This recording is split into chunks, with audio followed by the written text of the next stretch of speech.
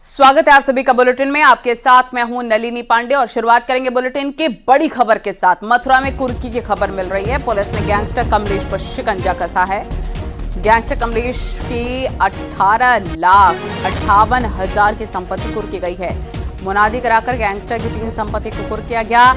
एक मकान, एक गाड़ी को कुर्क किया गया। भादू कॉलोनी अडिग में कुर्की की कार्रवाई को अंजाम दिया गया है। कई थानों में गैंगस्टर कमलेश पर 16 मुकदमे दर्ज हैं।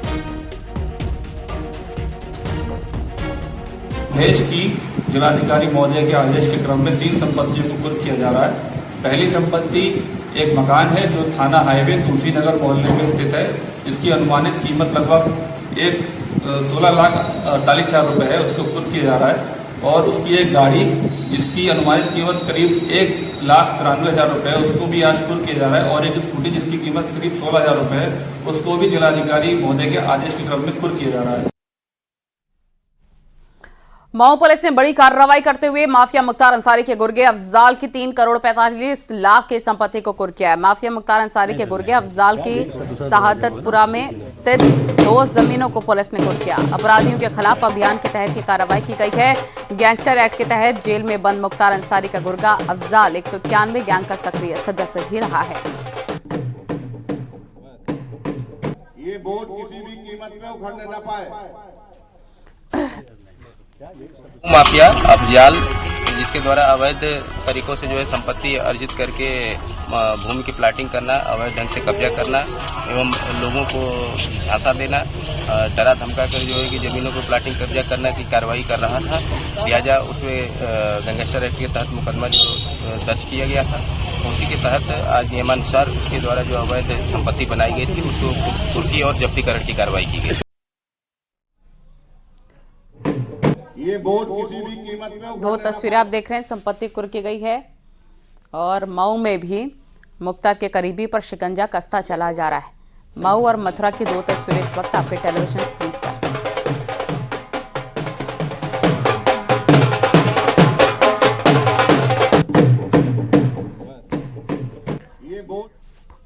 आगे बढ़ते हैं बुलंदशहर से खबर, जहां एक युवक रील बनाने के चक्कर में क्रूर बन गया। बिल्ली को बोरी में बंद कर उसे हवा में उछाल दिया और जमीन पर पटक दिया है। ये देखिए तस्वीरें। वायरल वीडियो के आधार पर पुलिस ने आरोपी के खिलाफ केस दर्ज कर लिया है। आरोपी के 3 अलग अलग वीडियोस वायरल हुए हैं। इसमें 2 वीडियो में बिल्ली के साथ क्रूरता दिख रही है। एसपी सिटी ने बताया कि वीडियो के आधार पर मामला दर्ज कर लिया गया है। युवक द्वारा एक जानवर के साथ जो है अशोभनीय और क्रूरतापूर्ण तरीके से उसके विरुद्ध जो है कार्य किया जा रहा है, जिसके संदर्भ में थाना कोतवाली देहात पे मुकदमा अपराध संख्या 513/24 पशु क्रूरता अधिनियम की सुसंगत धाराओं में मुकदमा पंजीकृत किया जा चुका है। वाराणसी कोर्ट से एक शातिर हथकड़ी तोड़कर फरार हो गया। पेशी पर आया बंदी लॉकअप से सिपाही को धक्का देकर 9-2-11 हो गया। शातिर चोरी के मामले में जेल में बंद था और फरार बंदी का नाम महफूज अहमद है। अब पुलिस शातिर को पकड़ने के लिए एक्शन में जुट गई है।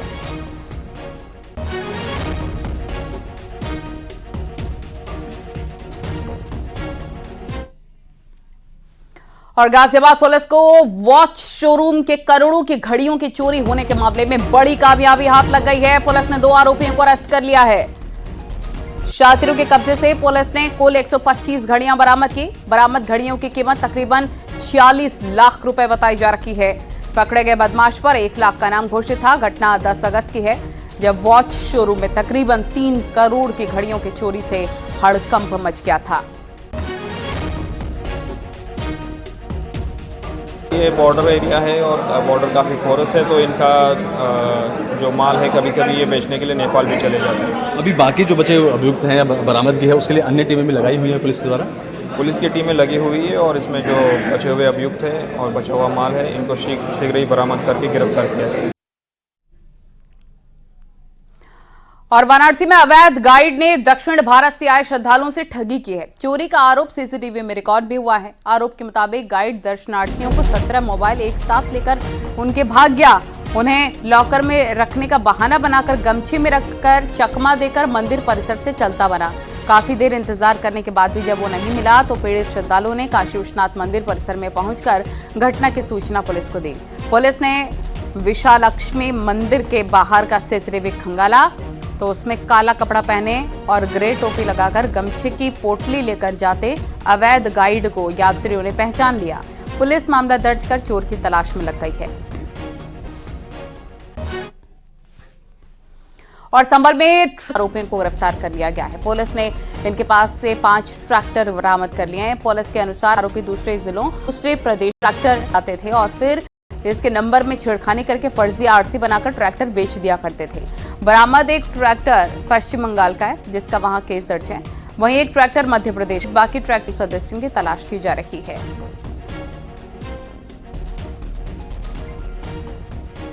इनके रजिस्ट्रेशन नंबर को भी बदला गया है। इनके पास से 2 फर्जी आरसी भी पाई गई है।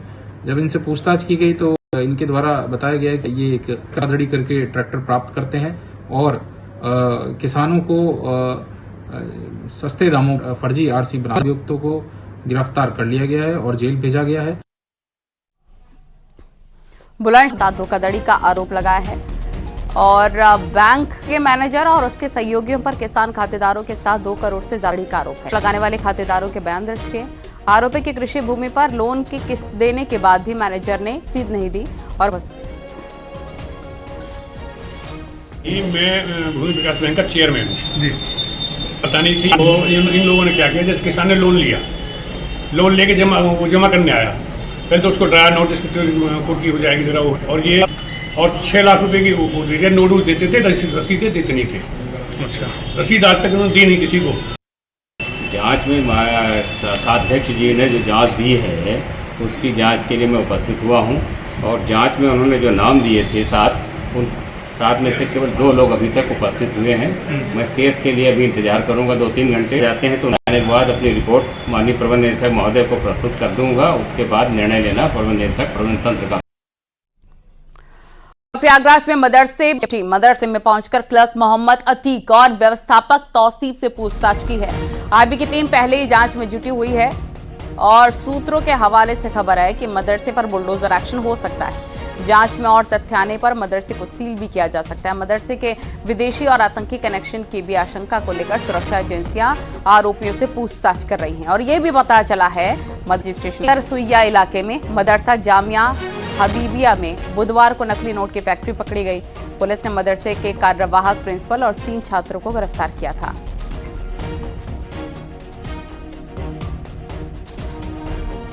प्रयागराज के अतरसुइया इलाके के इसी मदरसे में नकली नोट बनाने की फैक्ट्री का है।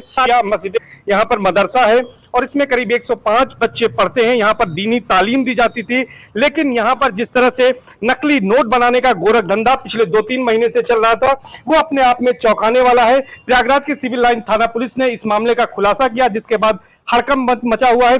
आईबी से लेकर यूपी एटीएस, एलआईयू तमाम दूसरी एजेंसियां भी इस मामले में अब अलर्ट हो गई हैं, जांच पड़ताल में जुट गई हैं। लेकिन बड़ी बात यह है कि जिला अल्पसंख्यक कल्याण अधिकारी ने इस मामले में जानकारी दी है कि यह मदरसा पूरी तरह से अवैध रूप से संचालित हो रहा था, इसकी कोई मान्यता नहीं ली गई थी और इस मामले में करीब 2 साल पहले शासन को रिपोर्ट बनाकर भी भेजी गई थी। अगर इसकी मान्यता होती तो निश्चित तौर पर मान्यता को रद्द करने के लिए सिफारिश की जाती। इसके साथ साथ अगर कोई सरकार से इसको फंड मिलता तो फंड भी रोका जा सकता था। चूंकि इसकी मान्यता नहीं थी, इसलिए उनके स्तर से यानी अल्पसंख्यक कल्याण अधिकारी के स्तर से इसमें कोई कार्रवाई नहीं हो सकती है। लेकिन इस मामले में अब पुलिस और प्रशासन को कार्रवाई करना है। इसके अलावा जो तमाम दूसरी एजेंसियां हैं, जिनमें यूपी एटीएस और इसके साथ साथ आईबी हैं और अन्य एजेंसियां हैं, जांच एजेंसियां, अब इसमें वो विदेशी फंडिंग और इसके साथ साथ आतंकी कनेक्शन को लेकर भी जांच पड़ताल कर सकती हैं। और बलरामपुर पुलिस ने बाग में मिले शव के टुकड़ों के केस में सनसनीखेज खुलासा कर दिया है। पुलिस ने पत्नी की हत्या के आरोप में उसके पति को गिरफ्तार कर लिया है। 6 अगस्त को कोतवाली देहात क्षेत्र के कमरियावा गांव के पास एक बाग में बोरे में शव के कुछ टुकड़े बरामद हुए थे। पुलिस के मुताबिक शंकर दयाल गुप्ता का अपनी पत्नी से संपत्ति को लेकर विवाद था। शंकर ने 1 अगस्त को गंडासे से अपनी पत्नी की गला काटकर हत्या कर दी। आरी और इलेक्ट्रिक कटर से उसके शव के टुकड़े किए। 3 अगस्त को सिर और हाथ के टुकड़े बोरे में भरकर अयोध्या में सरयू नदी में फेंके। धड़ के नीचे हिस्से को बोरे में 6 अगस्त को बलरामपुर के एक बाग में फेंका। 7 अगस्त को शव के टुकड़ों को तीसरे बोरे में भरकर अयोध्या की सरयू नदी में फेंका। बलरामपुर में मिले शव के टुकड़ों की पहचान में पुलिस को सीसीटीवी फुटेज में शंकर बोरे को बाइक पर ले जाता हुआ दिखा। पुलिस ने आरोपी पति शंकर को गिरफ्तार कर लिया है। इलेक्ट्रिक कटर, लोहे की आरी, मोबाइल और बाइक बरामद कर लिया। का खरीद कर अपने घर में रख लिया था और 1 तारीख को सुबह में 5 बजे के आसपास उस बाके से उसके ऊपर प्रहार किया। प्रतिरोध में चाकू से पत्नी ने भी इसके ऊपर प्रहार किया और उसके बाद इसने बाके से उसका सर काट दिया और उसके बाद ये बॉडी के पार्ट्स को 3 दिन अलग अलग जगहों पे फेंका गया है। सबसे पहले 3 तारीख को सर और हथेली, दोनों हाथों की हथेली को सरयू नदी में अयोध्या के पास फेंका गया। फिर 6 तारीख को इसने जो हमें बॉडी पार्ट्स यहाँ मिले वहाँ फेंका गया। फिर 7 तारीख को बचे हुए बॉडी पार्ट्स को फिर से अयोध्या के पास फेंका गया है। और झांसी में 70 साल की महिला की संदिग्ध हालत में मौत हो गई। बुजुर्ग महिला के शरीर के अंग जले हुए थे। पुलिस ने शव को पोस्टमार्टम के लिए भेजा। मामले की तफ्तीश को शुरू कर दिया है। पुलिस का कहना है कि प्रॉपर्टी को लेकर महिला का बहू और बेटियों में विवाद चल रहा था।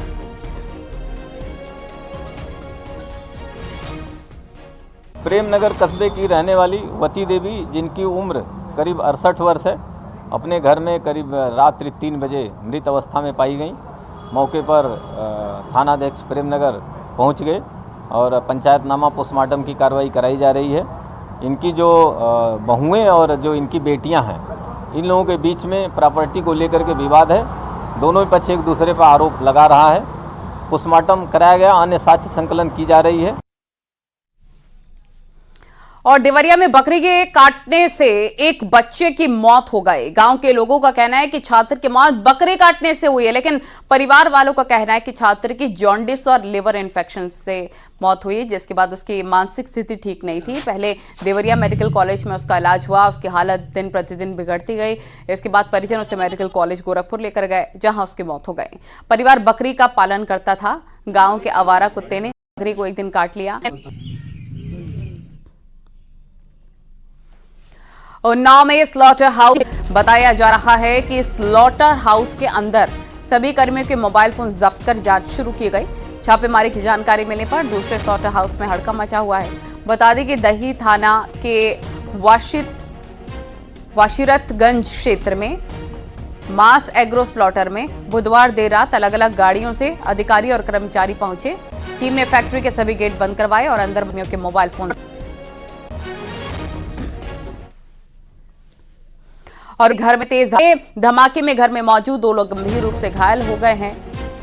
बताया जा रहा है कि घर में भारी मात्रा स्फोटक सामान जमा था। सूचना के बाद पुलिस को नजदीकी सीएचसी में भर्ती करवाया। 12 सगवर थाना क्षेत्र के करनाईपुर गांव का मामला है ये।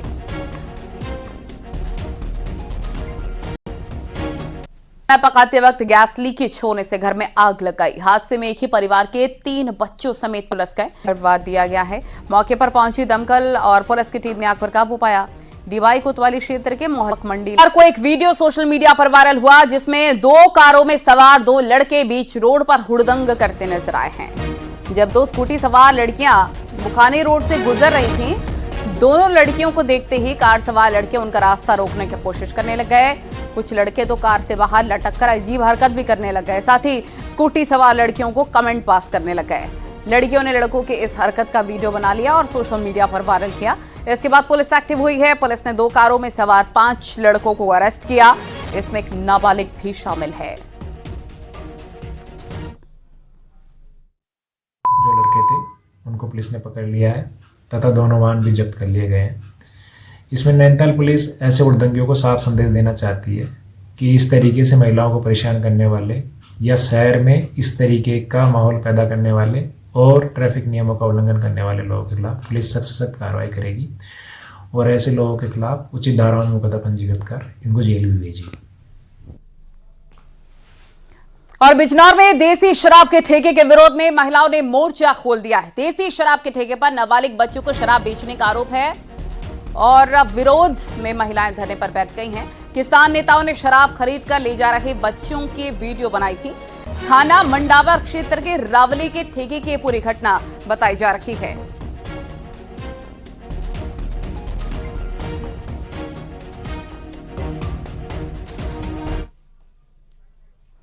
और चित्रकूट में जमीन के पारिवारिक बंटवारे को लेकर मारपीट हुई है। देवर पर आरोप है कि उसने अपनी भाभी और भतीजे की पिटाई कर दी। पिटाई का वीडियो अब वायरल हो रहा है। हालांकि न्यूज 18 इस वीडियो की पुष्टि नहीं करता। घायल महिला को इलाज के लिए जिला अस्पताल पहुंचाया गया। मामला करवी कोतवाली का। पीड़ित ने मामले में पुलिस से शिकायत की है।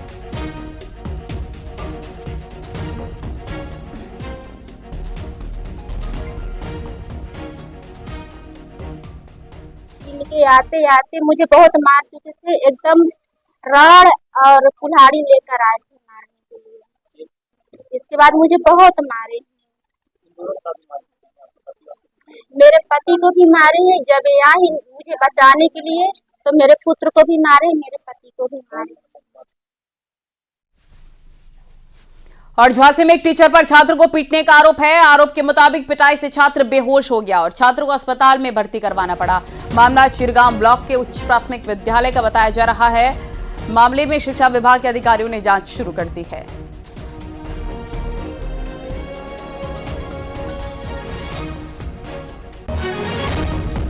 अभी हम उसी विद्यालय में हैं, क्योंकि हमारे पास बीएसए साहब का फोन आया।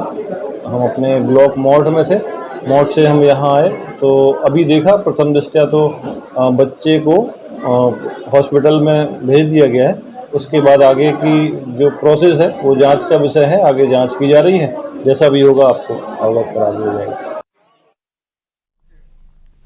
और महोबा में रोडवेज बस को 3 लड़कों ने हथियारों के बल पर हाईजैक करने की कोशिश की है। बाइक सवार तीनों लड़के शराब के नशे में थे। घटना पनवाड़ी थाना इलाके के कस्बे की बताई जा रही है। आरोपी लड़कों ने मुसाफिरों से भारी रोडवेज बस को बीच सड़क पर रोका। ड्राइवर और कंडक्टर से बदसलूकी की। इस दौरान एक आरोपी ने मुसाफिरों से भरी बस को लेकर जाने की कोशिश भी की। पुलिस के पहुंचने पर आरोपी मौके से फरार हो गए।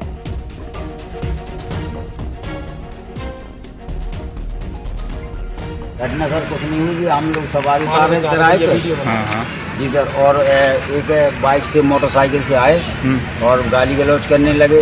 इसके बाद में मेरा गेट खोल के मुझे नीचे खींच लिया। रिवाल्वर कट्टा था या रिवाल्वर थी मुझे कोई जानकारी नहीं। डंडा भी लिए? डंडा, एक लड़का डंडा भी लिए था। वाइट कलर की सफ़ेद शर्ट पहना था। जो हमारे परिचालक ने उसकी वीडियो बनाई, वो हमने आपको पनवाड़ी दिखाई थी और इसके बाद वो भाग गया। उसमें से एक ड्राइवर गाड़ी स्टार्ट करके यहाँ तक ले आया। पैसेंजर हमारे अकेला एक बहस करता रहा।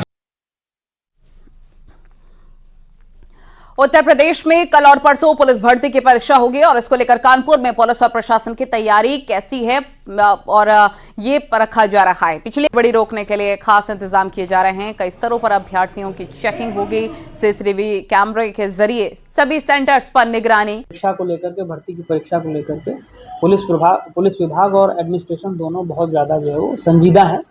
और जो आने वाले हमारे 2 दिन है जिस परीक्षाएं भी संपन्न कराया जाएगा। सर, जो लोग पकड़े गए उनके तार किसी स्टेट से तो नहीं तक सामने आया क्या? उस पर पड़ताल करेंगे सर आप? अभी तक जो जानकारी हम लोगों को मिली है उसमें ये सब इंडिविजुअल बेसिस पे काम कर रहे थे और ये सभी जो है वो या तो खुद अपनी जन्मतिथि को चेंज करा करके, जैसे कुछ प्रकरण ऐसे हुए जिसमें 2 बार डेट ऑफ बर्थ जो है वो चेंज कराई गई है और 1-2 प्रकरण ऐसे आए हैं जिसमें कि जो है वो दूसरे की जगह परीक्षा दे रहे थे। और गाजियाबाद के लोनी में रेप पीड़िता ने आरोपियों पर धमकाने की शिकायत बीजेपी विधायक नंदकिशोर गुर्जर से की। शिकायत के बाद विधायक नंदकिशोर गुर्जर ने पीड़िता के घर पर मुलाकात करने के लिए पहुंचे। पीड़िता से मुलाकात के बाद उन्होंने कमिश्नर समेत लोनी के पुलिस अधिकारियों को कार्रवाई के लिए कहा। उन्होंने कहा कि अगर पुलिस बुलडोजर की कार्रवाई नहीं करती है तो 1 हफ्ते में वो लाठी डंडों समेत आरोपियों के घर पर बुलडोजर की कार्रवाई करवाएंगे। दरअसल सीधा लव जिहाद का मामला है। नाबालिग लड़की के रेप में, बलात्कार में जो जेल गया वो घेर कर दुस्साहस माननीय योगी जी सरकार में हो रहा है। या तो मैं असंवैधानिक बात नहीं कहना चाहता, या तो 1 सप्ताह में पुलिस इसके मकान को ढाए, इसको गिरफ्तार करे, यानी हम लाठी दे करके दौड़ाएंगे, उस घर को ढाने का काम करेंगे। सरकार जो चाहे वो करेंगे फिर। और इन मुस्लिम जो आतंकी यहाँ रह रहे हैं, दुराचार कर रहे हैं, उन्होंने नरक कर दिया लोगों का। या किसी कीमत पर आपको बता दें, बीजेपी से जुड़ी ये बड़ी खबर है कि बीजेपी अध्यक्ष जेपी नड्डा से मुलाकात की है कंगना रनौत ने। वो तस्वीरें भी लाइन से अलग बयान ना देने की नसीहत दी गई है। भविष्य में गलती ना दोहरा कर लिया था, जिसके बाद ये मुलाकात फिक्स्ड हुई जेपी नड्डा के साथ और अब उनको नसीहत दी गई है। कंगना ने विवादित बयान दिया था, जिसके बाद उनको तलब किया गया और अब जेपी नड्डा से उनके लाइन से अलग बयान ना देने की नसीहत दी गई है और साथ ही साथ भविष्य में ब्रेक के लिए